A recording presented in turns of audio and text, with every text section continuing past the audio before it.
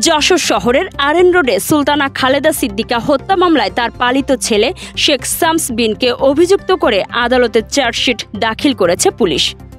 তদন্ত কর্মকর্তা এসআই জাহাঙ্গীর আলম আদালতে চার্জশিট জমা দেন। জানা যায়, মাদকাসক্ত শামস বিন টাকা না পেয়ে ক্ষিপ্ত হয়ে নিজের মাকে বেধড়ক মারধর করে হত্যা করে। স্থানীয়দের সহায়তায় পুলিশ ঘটনাস্থল থেকে শামস বিনকে আটক করে।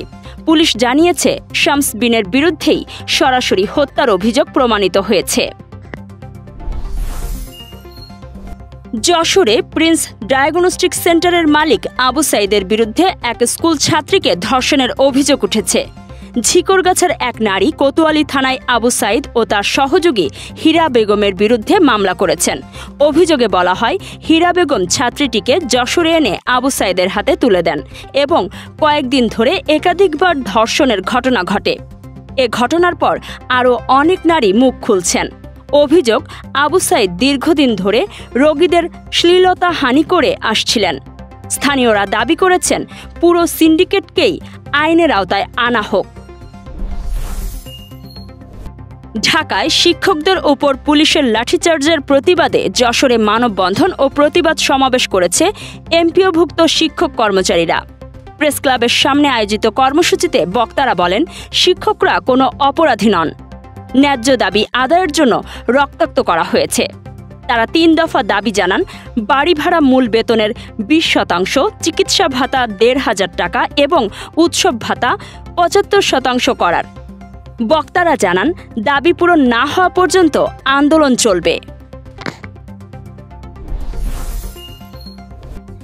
যশোরে বেসরকারি শিক্ষা প্রতিষ্ঠানের এমপিওভুক্ত শিক্ষক কর্মচারীরা 3 দফা দাবিতে অনির্দিষ্টকালের কর্মবিরতি শুরু করেছেন। সোমবার সকাল থেকে জেলার বিভিন্ন বিদ্যালয়ে ক্লাস, পরীক্ষা ও সব একাডেমিক কার্যক্রম বন্ধ রয়েছে।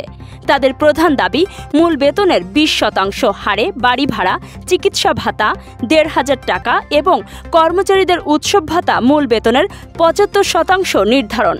শিক্ষকরা জানিয়েছেন, দাম বৃদ্ধির এই সময়ে সামান্য ভাতা বাড়ানো লজ্জাজনক।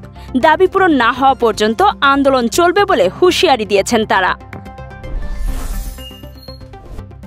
যশোরে মাদকদ্রব্য নিয়ন্ত্রণ অধিদপ্তরের অভিযানে 10,000 পিস ইয়াবাসহ এক পুলিশ কনস্টেবলকে আটক করা হয়েছে। আটক ব্যক্তি মহিবুর রহমান রিমন। তিনি চট্টগ্রামের সীতাকুণ্ডের কুমিরা এলাকার মোহাম্মদ শাহ আলমের ছেলে এবং বর্তমানে চাঁদপুর রেলওয়ে পুলিশের কনস্টেবল হিসেবে কর্মরত। রবিবার রাতে যশোর মাগুরা মহাসড়কের মনোহরপুর এলাকায় সোহাগ পরিবহনের একটি বাসে অভিযান চালিয়ে ইয়াবাসহ তাকে গ্রেফতার করে মাদকদ্রব্য নিয়ন্ত্রণ অধিদপ্তর। পরিদর্শক নাজমুল হোসেন খান জানান, প্রাথমিকভাবে ধারণা করা হচ্ছে রিমন চট্টগ্রাম থেকে ইয়াবার চালান এনে দেশের বিভিন্ন স্থানে সরবরাহ করতেন। এ ঘটনায় তার বিরুদ্ধে কোতোয়ালি থানায় মামলা হয়েছে। কাজী সাইমা, রাতদিন নিউজ।